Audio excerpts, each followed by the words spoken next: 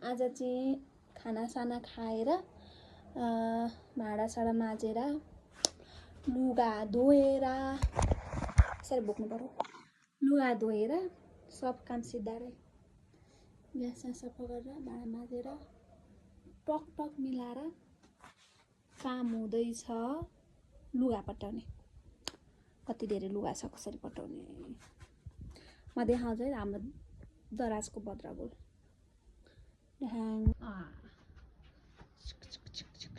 बद्रागोल लुगा यी मैले कहिले मिलाइसक्नु, यी त मिलाएकै छन्। यताको लुगा झन् मैले कहिले मिलाइसक्नु। Oh my God, oh my God, यो के हो, यो के हो? हेर है, बद्रागोल छ भाइजहरू। अब म यसलाई मिलाउन लाग्छु। हेरको मौसम हेर नि त, लुगा मिलाउनुभन्दा पहिले यहाँ रोपाइ हुँदैछ हाम्रो घरनेर।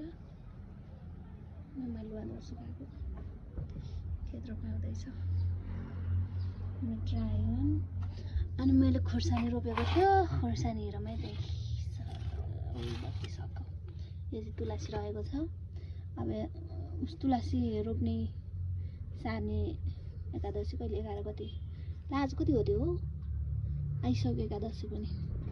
उन्टाची रहेको छ गोलभेडा। यो चाहिँ के उम्रेको थाहा छैन, यसको नाम के हो भन्नु होला। यो नि गोलभेडा जस्तै लाग्छ मलाई, त्यो नि गोलभेडा होला। हाम्रो रहेको छ ड्राइगन। मौसम एकदम राम्रो छ, सुहाना सुहाना। मकै असार लागिसक्यो, धमाधम रोपाइ सुरु हुँदैछ भक्तपुरतिर। बाहिर रोपाइ सुरु हुँदैछ, मेरो भित्र चाहिँ हुँदैछ बद्रागोलको सुरुवात। ल फोटो झुन्डाउने ठाउँ नभएर मैले यहाँ राखेको छु है। भित्तामा काहीँ ठोक्न धेरै ठोक्न हुँदैन नि त, त्यही भएर। ल अब सुरु गरौँ लुगा मिलाउनलाई।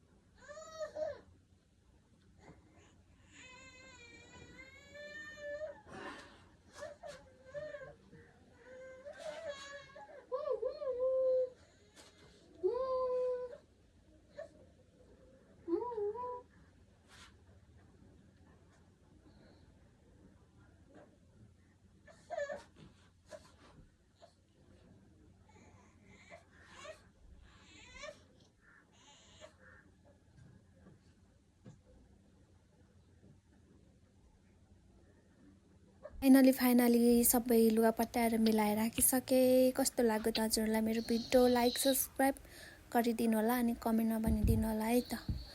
धेरै धेरै भ्युज आओस् है। बाबा।